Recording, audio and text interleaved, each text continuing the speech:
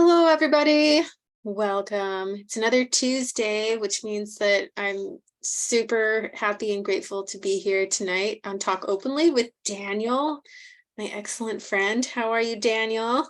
Hi, Jack. It's always good to see you. You're an instant mood uplifter. I feel the same. Yeah, I definitely, it's funny, there's times where I come home from work on a Tuesday and I'm like, listen, I can't do anything else. Like I don't want to do anything else. And then Yeah. once we get on the computer, it's like, oh yeah, this is great. Yeah. And always at the end, especially, right? Like I know what you mean, that exact same feeling where I'm like, what? I don't even know. I don't know if I got it in me or not, or what, I feel fried or something like that. Yeah. And then at the end of the show, I'm just like, oh, that felt good. That was Yeah. nice. Yeah. It's kind of like a little workout. Yeah. Workout with a buddy. Let's do it. Let's work out, buddy. Which I do think is like, I mean, that is one of the great things about Sangha is that, we don't have to do it alone. It's going to be hard, like a good workout. We don't have Yep. to do it alone. Oh my So gosh. A good always better. workout buddy makes it so much better. Yeah, for Yeah. sure. For sure. Well, how you Nice. doing How you doing workout, buddy? Uh, um, okay. Interesting, interesting week it's been in my Yoda speak Okay. for whatever reason. Interesting. Mhm. Um, but yeah, I know in the last couple shows, I've maybe been at least, in talking about my life a little bit morose. And I didn't feel like so much last week, but pretty much the general trend has been that way. Um, and part of that has been due to, kind of climate change stuff, as well as, my work and school schedule. And it was interesting this last week in Washington, we've had some smoke from wildfires. And so it's, when that's happening, right, it's just like so with you, like you can't escape it. Even inside, like here in Washington, typically in the summer, I can keep my windows open and get the cool air in at night. And we couldn't do that for a couple of days. And so it's kind of stifling inside. And so yeah, it was just very much with me. Yeah, it's depressing. It's depressing, and at the same time, it allowed me to have a little bit of perspective shift. I was actually at work on Sunday, and I was walking in the hospital. There's this sky bridge where typically on a clear day you can see Mount Rainier. It's like really big. It's just like, gorgeous. And it was covered. And the thought came to me like, Jack, there might be summers coming up that you actually don't see the mountains, and I just had kind of like a moment of like sad acceptance of that. I think a lot of us are thinking it very intensely around climate change right now. And so that was just kind of like the thought that I had. And something about that just kind of clicked in a way that didn't feel like morbid, or kind of like, I don't know, relishing in the awfulness. It was more just like kind of a reality check. And I was just kind of checking, like, are you going to be prepared for that? Are you okay?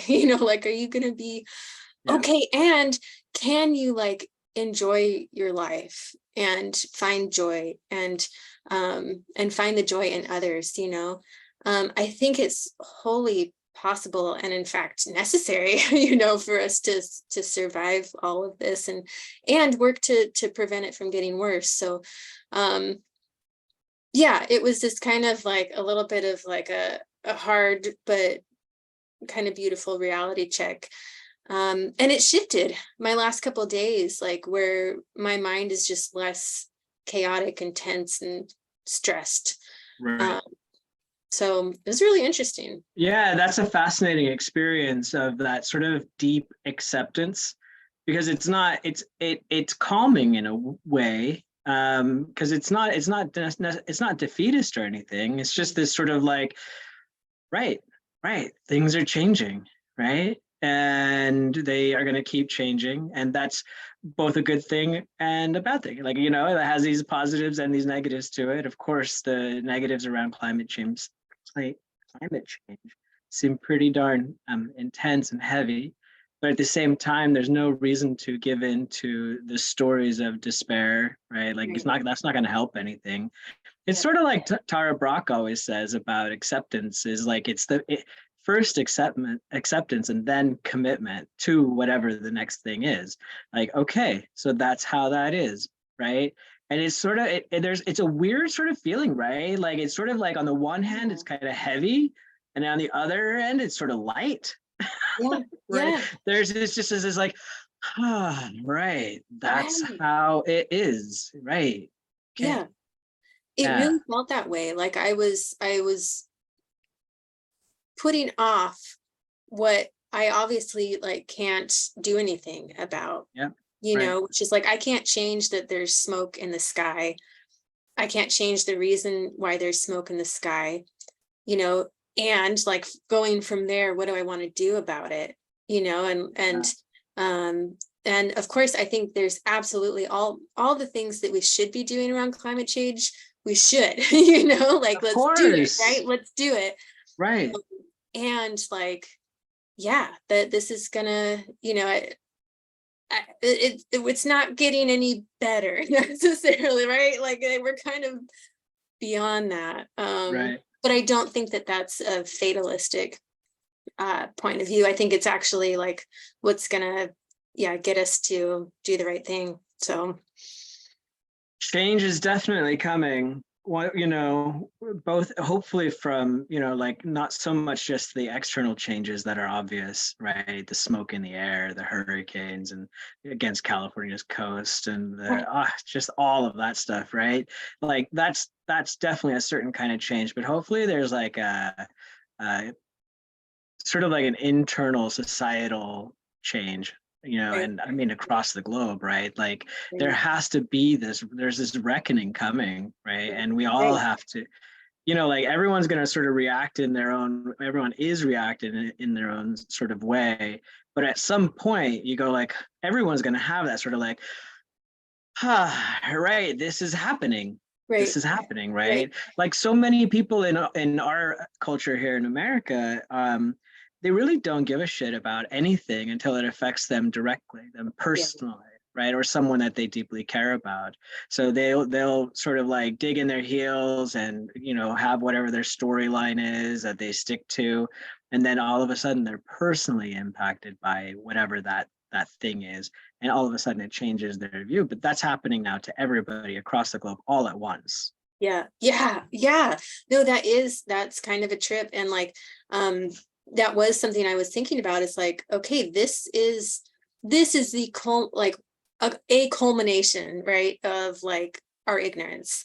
Yeah, And all of the things, our ignorance, our greed, our wish to get away from reality, that's right. and so, what is there to do but, really, really dig in on training my mind. Yeah, Um, yeah. Well, and what's interesting about this is that, so I remember there, a few summers ago, there were these wildfires that were burning up the Amazon. I'm sure they're still going on, but like, it was big, big news. I mean, just vast amounts of the Amazon just going up in smoke. right. And I remember thinking to myself, like, not so much like in a personal blame, sort of like, how am I responsible for that? That's not like, there is obviously a shared responsibility across all of humanity for what's happening. But there was this sort of like, more like an opportunity to reflect on, like, well, right, it is our ignorance, it is our greed, it is this delusion that's at the root of this.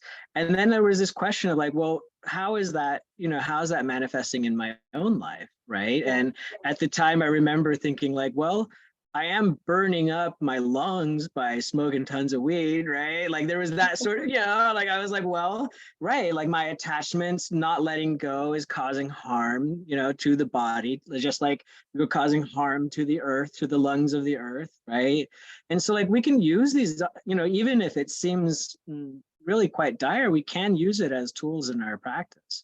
Yeah, yeah, and we have to. Yeah, yeah, Yeah. absolutely. Well, that was kind of my week.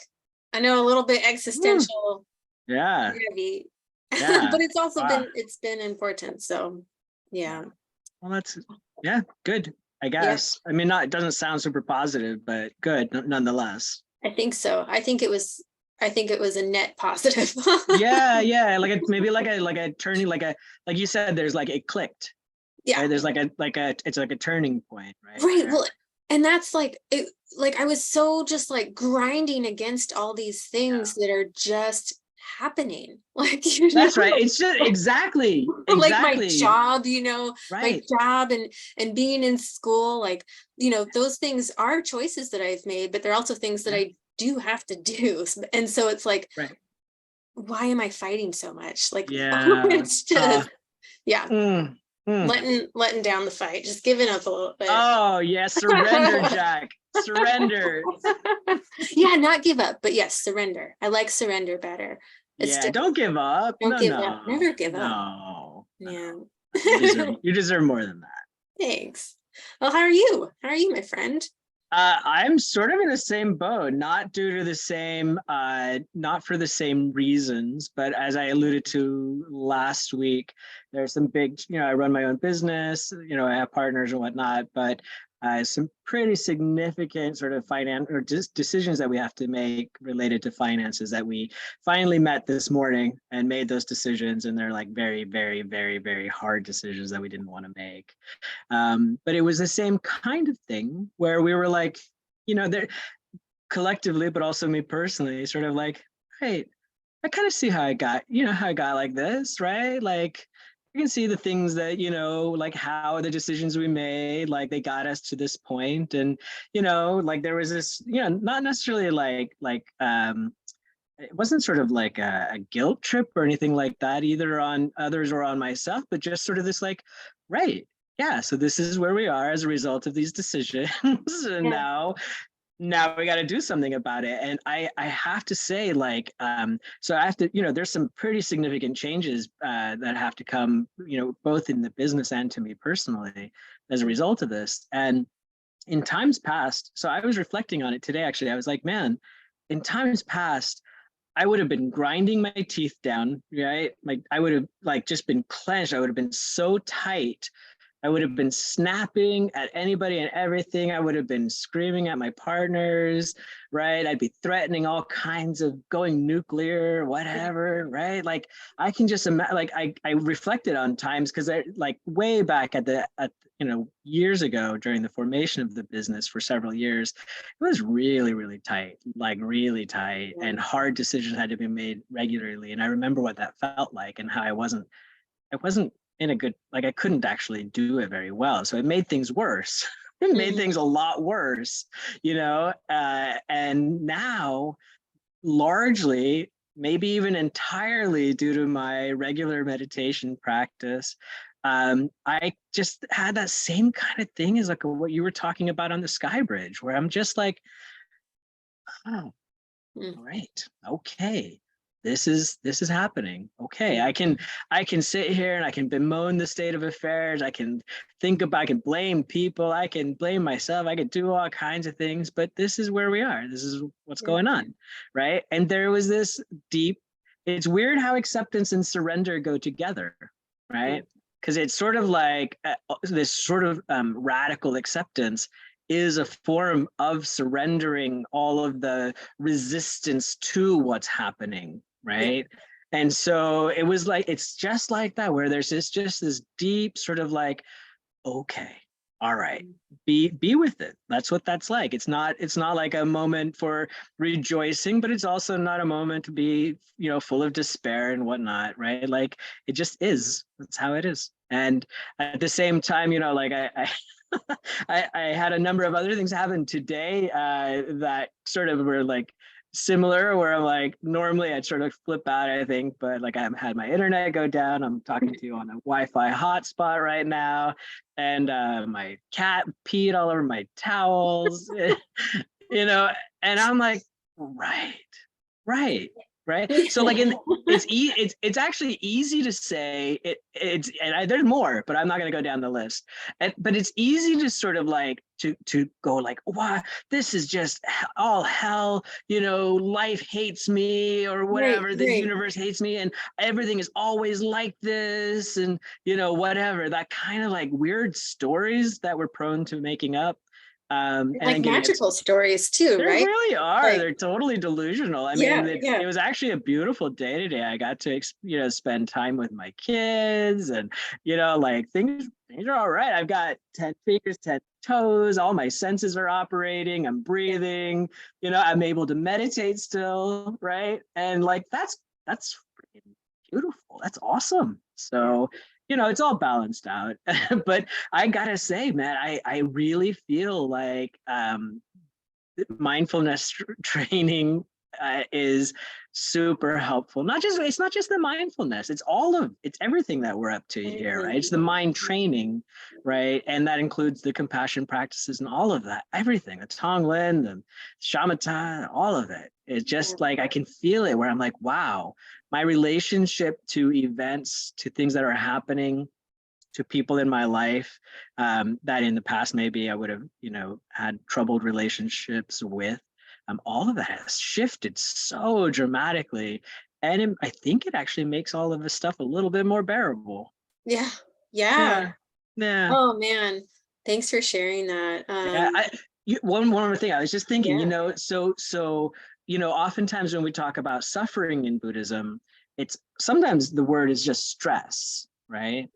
And I can clearly see that even though like I haven't reached any kind of like pinnacle or anything, I'm not trying to say that, but like I notice how much less stress I suffer now, Yeah. right?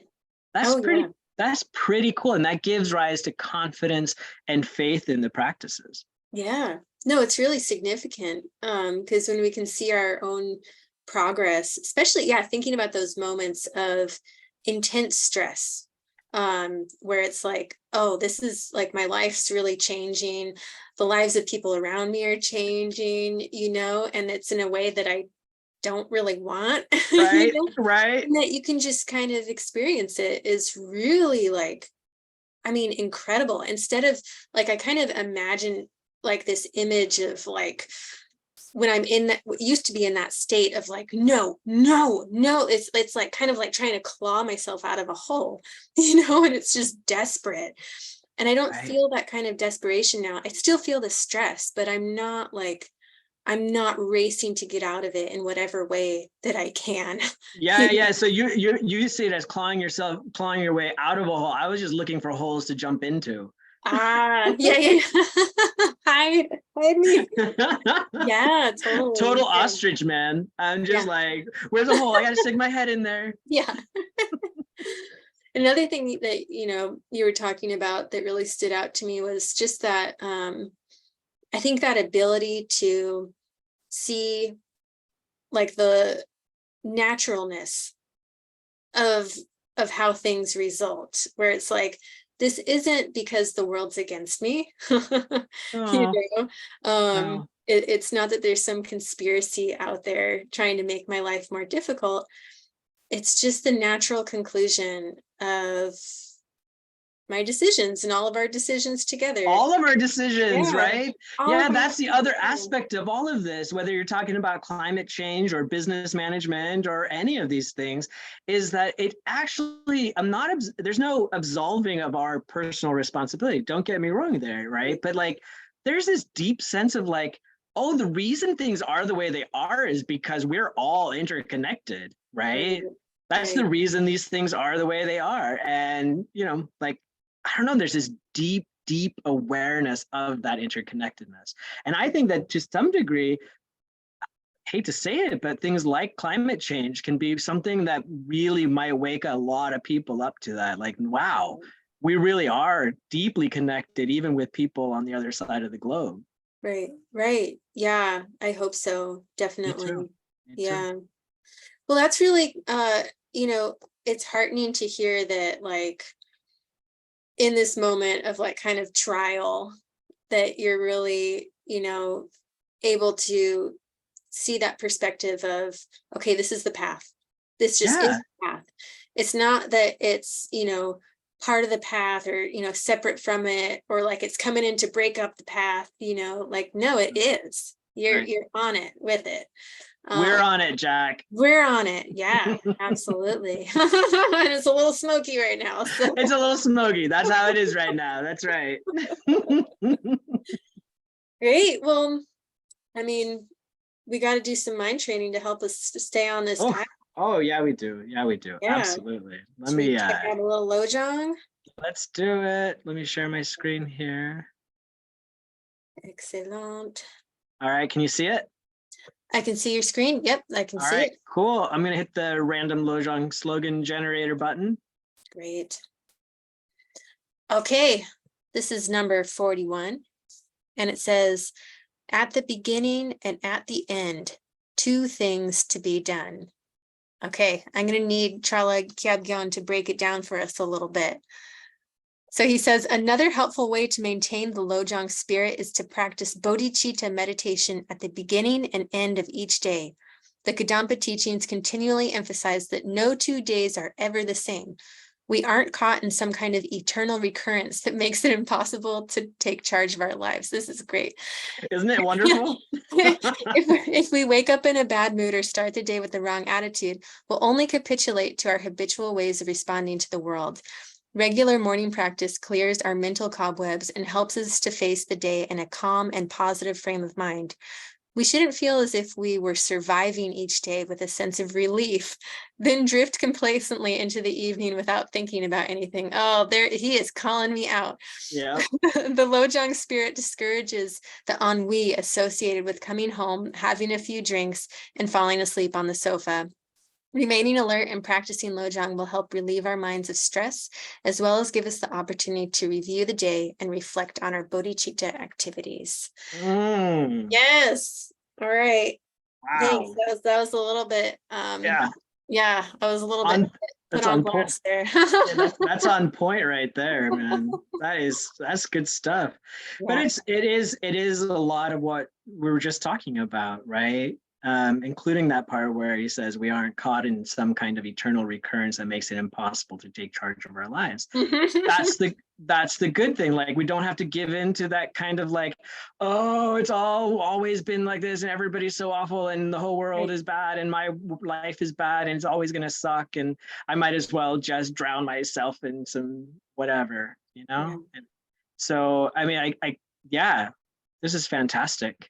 I Yeah. think that in terms of mind training, it's one of the things that I've noticed is I remember Lama one time, I was asking him, I don't forget exactly what I asked him, but it had something to do with the fact that I didn't actually feel deeply compassionate. And so it felt sort of like I had to like fake it till I made it or something like that.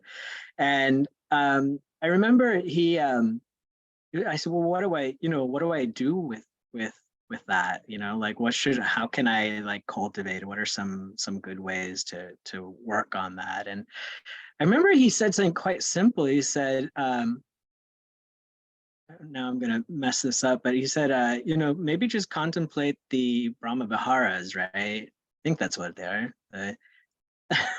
Mhm. Is that right? The may all beings have happiness and the causes of happiness, and Yeah. may all beings be free of suffering and the causes of suffering. Anyway, what I've noticed is, so I took that to heart, and I oftentimes just sort of, and I remember, I forget which teacher it was. A teacher showed up at the temple, and they said that you should try to, contemplate that at least like 4 times a day or something to that effect. Like, do it Mhm. multiple times. And it's interesting because if you do actually stop throughout the day to really reflect on that, right? Like, that's a little bit of mind training. It does sort of nudge you in the right direction, right?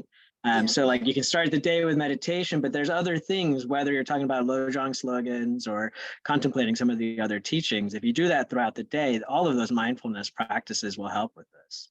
Absolutely. Yeah, I think that's super useful to have almost like a snack where it's where I think in terms of Yeah. food, but like, a little snack break throughout the day where I'm like, okay, I just really quickly kind of check in with some of these motivations. And it really does turn the mind, if I'm not doing it in just kind of like okay, I got to get through this. I got to, recite it so that I, feel like I Right. got it done, like the Yeah. checklist.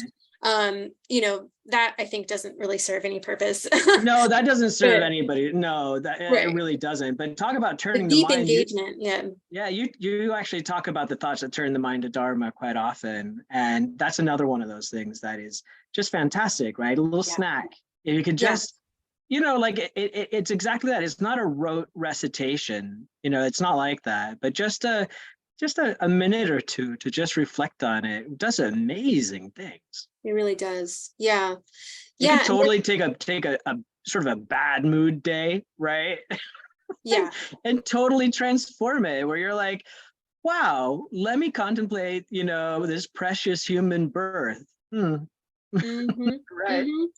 Yeah, the one or one of many that I really appreciate is, just seeing everyone around me as, has been my mother or has been my child, and there's just this really kind of lovely sense of connectedness and responsibility too, to not be a jerk.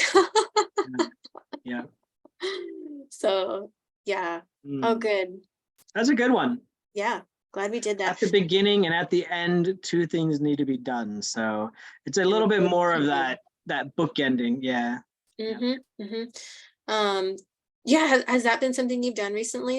Have you been waking up and meditating and then Nope. closing the Not day? Yeah. No, I wake up and meditate, but I don't bookend the day with meditation. I would say though, I don't feel as if so even though I'm not meditating in like a practice in the evenings, I would say that I'm still performing. I'm still engaged in practice in the evening. So it's like it's not it's as they say here. As Traleg Kyabgyon said, we shouldn't feel as if we're surviving each day with a sense of relief, then drift off complacently into the evening without thinking about anything. I don't feel like I'm at that point. I actually Yeah. do feel like I'm not, like I'm staying still focused and quite mindful, but I'm not doing seated meditation practice in the evenings. Yeah. Yeah. Well, hey, I mean, that's something too. I think, yeah, just keeping our awareness. And I've, for me, I've been just so kind of overwhelmed with school and stuff that I haven't been doing like the tantric practice as frequently. Like I have been doing Vajrayogini pretty much every other night for a while since we did the empowerment. But the last week I haven't. But what I have done is that I've, sat on my cushion, done a short little practice of something else, and then told myself tonight I'm not going to do Vajrayogini intentionally. Oh, yeah. So Yeah. I don't, it's not just that I'm like, like getting up from the cushion and not thinking about it. It's like, no, I'm Yeah. Yeah. intentionally Exactly. saying, I'm not going to check in with Vajrayogini tonight. Maybe I'll say her mantra a few times, but we're not going to Right. do the whole kind of thing. So Yeah. Yeah. that's been helpful to just acknowledge. Exactly. Yeah. Exactly. Yeah. Fantastic. Right. Good practice. Great. Well, wonderful. We're talking So, about yeah. the last three, right? We've got only Hmm. three more, right? I Only know three more. last time and of the Noble Eightfold Path, we thought we were going to get through the five that we had left. So the first round, we thought we were going to get through all eight in one show. Wishful thinking. Wishful thinking. And then I guess five was also wishful thinking. But yeah, we'll see where it takes us tonight. Yeah. We've got Yeah. No, nowhere to be. we can drag this one out. Yeah. And I have to say, so right effort, I feel like I can talk about for a while, but Yeah. right mindfulness and right concentration, those ones are a little bit more complicated for me. So Yeah. Well, I think I did actually on Wednesday. I got to lead the beginning meditation group at Lions that's Roar. great. And I brought up as part of the practice, the discussion was around mindfulness and concentration. And I told them I was just sort of like sharpening my skills on them. Yeah. So I might have a few things to say about it, but I'm definitely no expert. It's gotten to be a little bit more clear about what each one is and how they complement each other. Great. Well, wonderful. I'm looking forward to it. And that's so great that you got to do that at the Wednesday night meditation. Always a good space. Absolutely. Yeah. So right effort. Here I hear the term, like discipline. That's something that I think of when I think of right effort. And I heard another kind of definition recently. I think it was Doug's Dharma, which I talked about last time. This kind of like more secular based Dharma YouTube channel. And he said that it's, where we need to try to cultivate the non-arising of unhelpful states in advance. So it's kind of like a twisty way of saying it. But we want to, basically prevent these unhelpful states of greed, desire, jealousy, all the things that kind of get us in various ruts. And so it really takes this kind of effort and intention to not let those things arise. And another way of saying that is like guarding the sense doors. So, as unenlightened beings, there's a lot of sensory input that can get us distracted outwards, and make us engage in things that are unhelpful. So effort is kind of like this discipline to be like, okay, I'm guarding my sense doors. I'm guarding my senses so that I don't get overwhelmed and then, either lash out or, consume everything in my path, I thought that was interesting. I hadn't really thought of it that way before. I like that, the idea of guarding the sense doors. So in a sense though, so what it is, so it's prevention of unwholesome habits or tendencies, curing or whatever, stopping them if they already have happened, are happening, then working on developing wholesome or positive traits, tendencies, and then maintaining that positive stuff. Is that the right effort? Kind of like the four-parter. Are any of those like especially challenging for you? I'm curious. They're all hard, right? But out of the four, the hardest one for me is maintenance.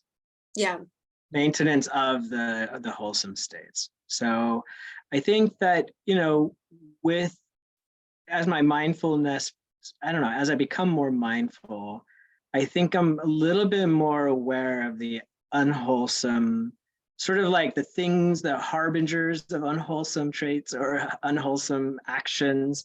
I can kind of see it, like I can see it on the horizon or something. I'm aware, I'm like, oh yeah, okay. And so, or when it's actually upon me, right? And I feel like terribly, whatever, angry or jealous or whatever, greedy. I think the mindfulness has helped a lot with sort of like just being able to see it, observe it, and let it sort of self-liberate, so to speak, right? So I don't find them as challenging. Developing wholesome states, I think, is moderately difficult, and is a bit like having to go to the gym on a regular basis, right? So, but that's also tied into maintenance. So I don't know that I see a huge difference between the development and the maintenance of wholesome states. I think one, simply leads to the other, right? First you have to like build those muscles, but then you got to maintain them. And I wonder if like right now, at least for me, it is really about the developing wholesome states, because I have like little threads of those things, not little, like I've got some pretty good threads of like generosity or kindness, compassion. But yeah, I don't feel like it's a point where I can be in maintenance. Like I still slip quite a lot in all of those areas. Um, and I think for me, it's really hard for me to abandon harmful states once I'm in them. Mm, Like if I'm caught up in anger, like I know I talked last week about this kind of rage moment that I had. And I started feeling it coming on, and then I just was like, yeah, let's do this, And so there's almost it's hard for me to abandon those states, including like jealousy or just kind of irritation. Like yeah. when I'm irritated with someone and really think that they've done something to like, I don't know, make me irritated, then I really get in that story. The good thing about right now is that I do have more awareness of it, and so it doesn't like fully pull me into the unhelpful state. I'm in the unhelpful state, but it doesn't like drag me down the path of that. Right, So, right. It doesn't yeah. last as long. It's not as powerful. Right. Mhm. It's like a mini tornado or something, like a dust devil instead of a tornado. Yeah. Yeah, totally. Right. Which can still like maybe, I don't know, can a dust devil knock out a power line? I don't know, but it can maybe like you could maybe make it so you can't see very clearly for a minute. There you go. Yeah. You Yeah. know. Yeah. So I hear you. I hear you on that. Yeah, I don't know. I mean, there's obviously this is like a work in progress for probably many lifetimes, for me anyway. But I really feel like that it's harder for me to exert effort. So like on the one hand, the dropping of the unwholesome, as long as I could see it's relatively easy to just drop it on. So like I can either see it coming. If I see it coming, I'm in good, usually in pretty good shape, right? Yeah, that's Like it maybe, it's like a freight train or something, and I can kind of just step out of the way because I see it coming down the track or whatever. But if it's upon me, and I'm in and I feel it and I'm in it, again, if I'm aware of it, it's sort of like what you said, like it's not going to take me down. Yeah, it might dust things up a little bit, but not much.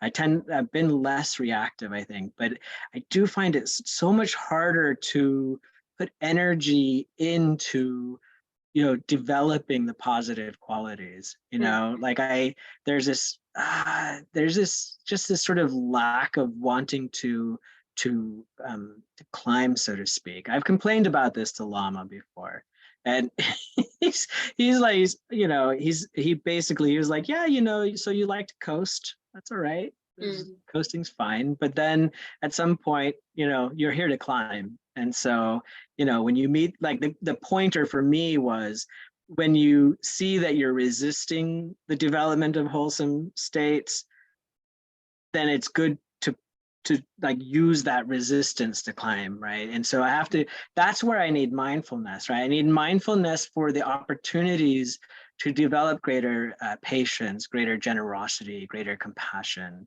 yeah. And so there's resistance, and also there's a great deal of ignorance. So I'll give you an example of what I mean by this.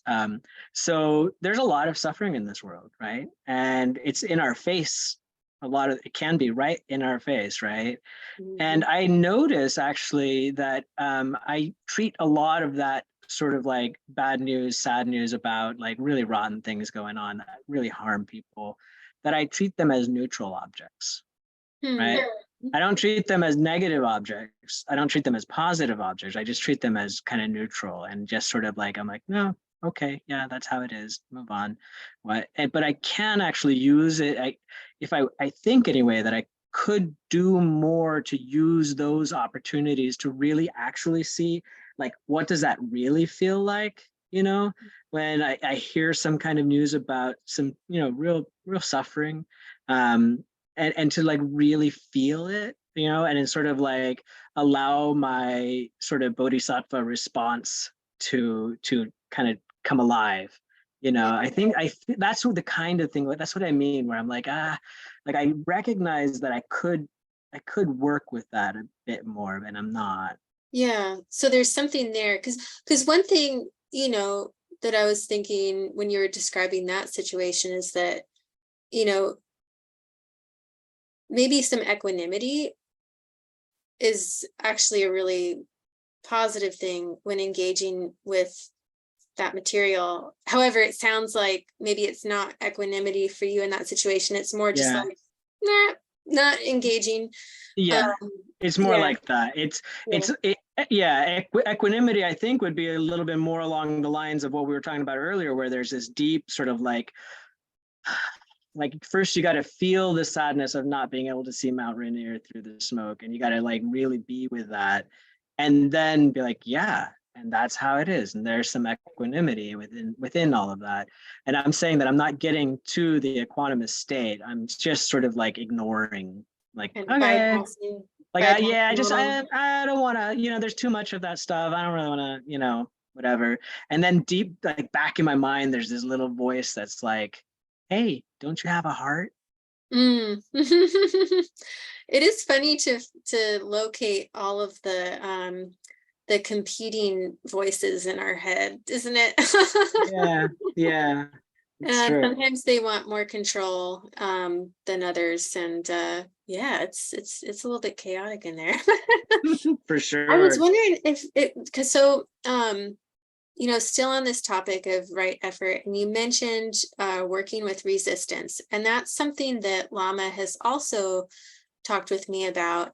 And it's something that in the moment I kind of I understand like generally the idea, and yet when I sit on the cushion, I don't really know actually what that means, like what that looks like. And if you have any insight around that, if you could share, that would be super helpful for me. And I I imagine other don't, people would yeah, like that. yeah, I'm not so sure that I know that I have much to say about resistance on the cushion. I would say that it's more like resistance in actual in the lived experience.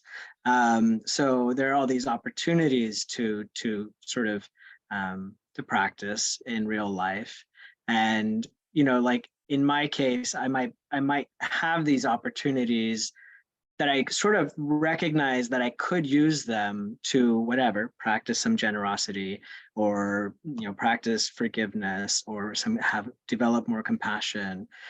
And I notice it, that little, there's this part of me that's aware of it. It doesn't want to do like, I don't want to do that right now, right? And I can imagine that if what we were talking about was the unwholesome states, right? Like let's say like getting caught up in anger, um, that it's a similar sort of thing. There's a resistance to letting it drop. There's a resistance to practicing with it, Hmm. right? Just like there's sometimes a resistance to going and sitting on your cushion, there's also a resistance to because that's our training, right? But sometimes there's just a resistance to practice. And I think that that's where like mindfulness comes in, where like, okay, so we become more aware, like, oh, I am stuck in an unwholesome state, or I am refusing to use this opportunity to develop a wholesome state. And Yeah. I think that like once we're aware of it, there's this, that's okay, there's the resistance. And the question is, do you want to climb, or do you want to coast a little longer? And Yeah. I think that on my end, there's a lot more of that, like, just let me just coast, let me put it off until tomorrow, Yeah, right? totally. And so, The and that's resistance. not right Yeah. effort, right? So Right. like procrastinating and sort of like putting it off, is part of wrong effort. Yeah. So resistance is kind of like the sign. It's like, okay, Yeah, it's the this is sign. what I need Yeah, to work with. And right. Yeah, yeah, and like there's something that kind of lights up, it, like yeah, yeah, like you're saying, like whatever, like you're caught in anger, like you see it, and that's part of what allows it to diffuse or whatever, right? yeah, But there's a resistance to actually practicing with it, right? yeah, yeah, yeah. And what's interesting about that is that, you know, we have to develop this awareness through mindfulness to even be able to get to the point to That's right. recognize resistance, Oh, you know, absolutely. because before it used to just be like automatic, you know, I would have like the trigger and it would be automatic reaction. And now it's like, I have the trigger, I feel it, I notice the resistance and the wanting to just kind of, go down that path. And so, yeah, it's interesting how mindfulness is so important for that, development of like, what is resistance, and how do I work with it? So. Yeah, it's sort of like, like when we're training, it's like we need to bring ourselves to the cushion, but in practice, it's like the cushion shows up, Yeah. right? Like it's Yeah. time, now's the time. And there's this sense of like, at least for me, there's this sense of like, whoa. That's not what I was looking to do. I was just chilling. I was just minding my own business. I was just being happy, doing my thing. And then all of a sudden now you throw this opportunity to practice in my face, right? Yeah. And that's when I like discover resistance. I'm like, not Right. right now. Right. Well, I mean, that's, a great lead in into mindfulness, right? Where uh, we're really, really looking into these sources of our suffering, and trying to reduce them, trying to not give in to the kind of automatic responses. Right. And, this mindfulness is not just for like, yeah, our everyday kind of wants and desires, but for liberation. So yeah, this is one that I don't feel as confident in, but I do know that there's these kind of like 4 foundations of mindfulness. And it starts with being mindful of the body, and then goes to feelings, mindfulness of mind and like the quality of mind, states of mind, and then mindfulness of phenomena as a whole. And those 4 parts, I really haven't moved that far along those. Like I'm still just learning about my body. And also getting familiar. I think part of the mindfulness of the body is getting familiar, and accepting my own death, the result of having a body, Yeah. and developing kind of equanimity around that. So, uh, yeah, all super potent contemplations. Yeah, I feel the exact same way. I barely even scratched the surface on these, right? Is it okay if we blend the two, mindfulness and concentration, for Yeah, a little bit? please. Yeah. So I feel like on both sides, I can sort of, it's weird how I notice some progress on both fronts, but it's not quantitative. Like I couldn't quite measure it. But what I do know is that whatever sort of vast changes that I sense in my ability to concentrate and in my mindfulness, generally speaking, it feels like maybe like a quarter of a drop in an ocean. Right. Like it feels like so small. But I like, for me, like just compare in my own sort of from my own subjective point of view, looking at it, I'm like, wow, the qualitative difference is quite large, right? Feels big, kind of like we were talking at the outset. Like, wow, things have really changed in my life as a result of these practices that increase both concentration and mindfulness. But I feel like I don't know. There's so much more to do, Oh, yeah. and I feel like this great capacity for, ever greater mindfulness, right? Oh, yeah. I really do think that it's endless. Yeah. Like there's no end to our mind. And one thing that I find helpful when you're describing the drop of water in the ocean, maybe that's a drop of water in like the Dalai Lama's capacity for mindfulness and concentration, right? But Yeah. for us, we have a smaller container right now. We're working through our training, our practice, and study to make our container bigger. But right now, maybe we started out with like a thimble, and Yeah. now maybe we have like a little shot glass or something. And then No, we're I gonna still have a thimble. still have a thimble. Yeah, I know. That's what it feels like. But a drop in a thimble compared to an ocean, like we've seen a right? lot of changes. That's kind of that's a That's big right. change. Yeah. Yeah. Yeah. No, that's exactly what it's like. That's exactly it, right? And so that gives like a lot of hope, lot of it. It's inspiring, right? That even a drop in a thimble, like that gives. There's like it's possible. Whoa, look at that! Right. I didn't even have a Right. thimble, and I definitely didn't have a drop, but now there's something where there wasn't anything, and that's where that I think that kind of like. Oh well, anyway, I won't go there. But I think it Yeah. is. I was Right. just going to say it has something to do. I think it really does have something to do with the previous comments about, like, well, how did we get the thimble in the first place? How did that space get created, and where did that drop come from? And I think that it's from the cultivating of the wholesome qualities and sort of dropping and not cultivating the unwholesome qualities. I think that that's a big part of it. Absolutely. Yeah, they go Yeah, hand it in hand. definitely leads into, into each other. That yes, when we develop and you can really feel it, like even just doing like a short Tonglen practice where, I'm visualizing taking suffering and sending out, bodhicitta, everything that people need to, in their single life, but also to attain liberation. And that really, like, that, at least for the moment, it expands my container a little bit. And you can really feel it. And so yeah, right effort and right mindfulness and concentration really go together, just like all the other parts of the Noble Eightfold Path. If you have, if one's not there, the other are going to kind of fall Right. apart, like the spokes of a wheel. Yeah, um, it's not a linear progression through the 8 points. right, right, definitely. Yeah, No. they're all co-emergent. Right, right, right. Phenomenon. Let me Yeah. ask you something though. Yeah. So a couple of questions around concentration and mindfulness. Um, what would you say is the difference? So like they're both qualities, but what's the difference between mindfulness and concentration? That's a great question.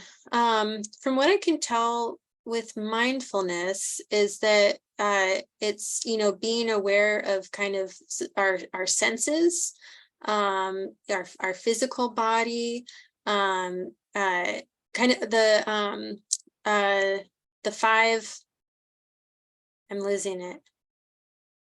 Basically, like the different, like our five senses, our mind, all these kind of more like physical things, and includes like the external world. Whereas, like, from what I see in concentration, it's like the direction of our mind, like how are we directing our mind.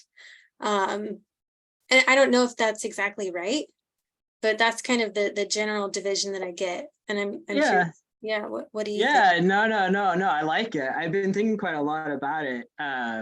So, I think that from my point of view, mindfulness is this, it's open, all right? It's open to all of the senses. It's aware, this increased awareness of all of it, right? Internal and external. So when it comes to phenomena, we're not just talking about external phenomena, right? We're also talking about thought formations, Sure. mind Yeah. formations, No, that's right? definitely So on the true. one Yeah. hand, yeah, there's quality of the mind, but then separate from that are the objects, the phenomena, and the phenomena are both mental formations and also what external formations, objects Yeah. outside, right? Yeah. And so it's Yeah. Yeah. awareness of kind of everything Yeah. is the mindfulness aspect of it.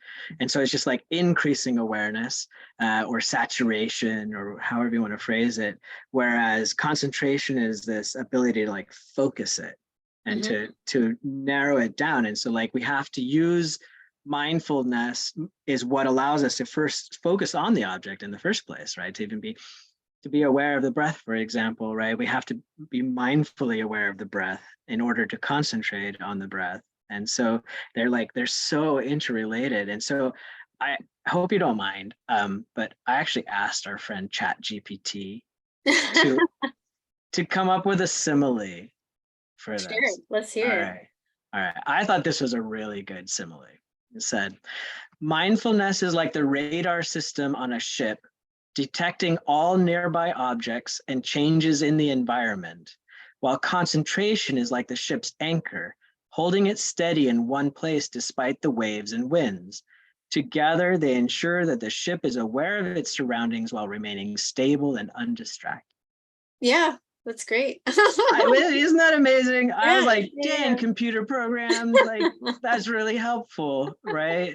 That And is, so yeah. in the two, it sort of illustrates, I think, really well how the two operate together, right? So, Mhm. mindfulness allows us to, like in meditation practice, for example, mindfulness is what allows us to become aware of our distractions. The fact that we are even distracted in the first place, that we're no longer following our breath, for example, and now we're off, doing our grocery shopping. Being mindful is like, oh, that's what's happening. I see the mental formation of the shopping list and the trip to the store and all of that. And then through mindfulness, we're able to sort of like not just detect it, to also like return back, Yeah, right, to the object of our yeah. concentration.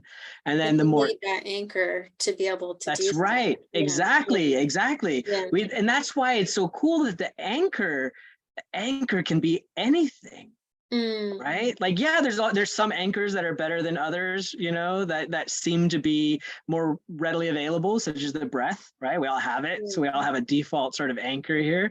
But there's a million different kinds of anchors. The main thing is yeah, just that you have the anchor, right? right. You can really do shamatha with so many different objects.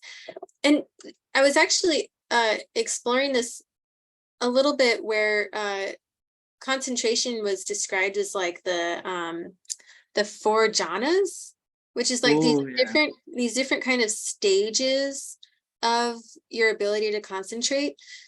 And and it kind of gets deeper and deeper and more subtle and more profound and more mm-hmm. pleasurable and blissful.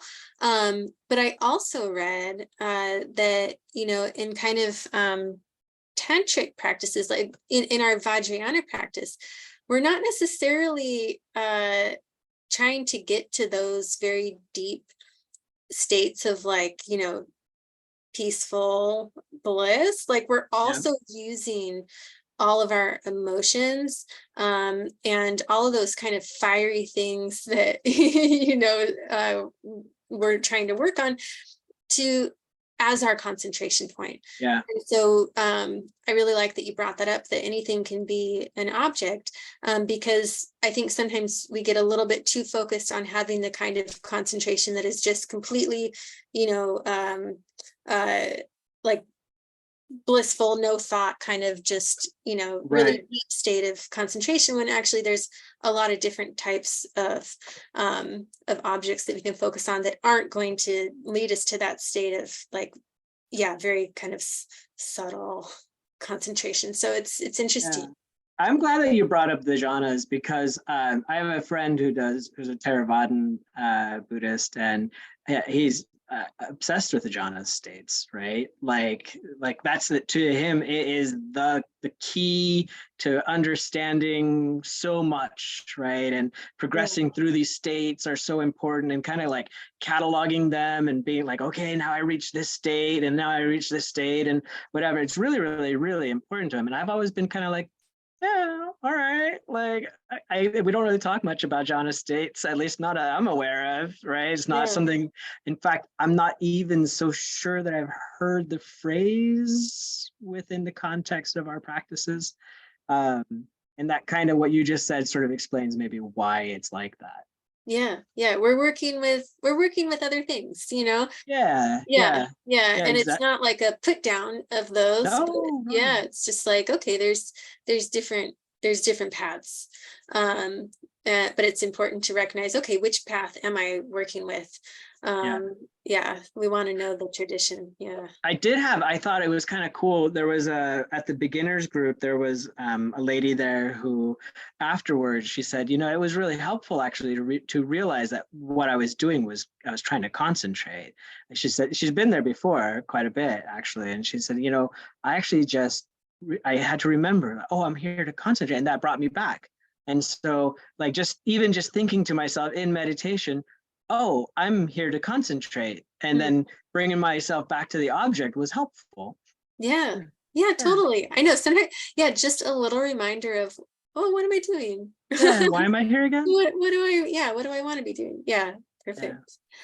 Well, Daniel, I Yes, think Jack. it's, we're both in hard times, as are we all. Yeah. Yeah. But I really appreciated being able to Mm. check in with you for one, and then also dig into this a little bit more. It's been a good 3 episodes learning about this stuff with you. So I really Yeah. appreciate it. Yeah. What Yeah. comes next? So there's the Four Noble Truths, then there's the Noble Eightfold Path, and then what other, like, we should have another one of these like series that we dig in even deeper. Yeah, it's been really enjoyable. I think these kind of like primers, like kind of what I would call like beginner basics Yeah. Buddhism. It's like I gotta keep coming back to it. I Oh, just have to. Yeah, same, yeah. no doubt about it. I think in some cases I feel like I skipped kindergarten and went straight to high school, and I'm like, wait, I'm missing Yeah, some of the foundational elements I here. need some arithmetic. That's right. That's right. Yeah, Exactly. yeah. Awesome. Well, thanks so much, everybody. And take good care of yourselves this week. And we'll see Thank you you, next week. Jack. Take care. Be well. Bye, Daniel. everybody.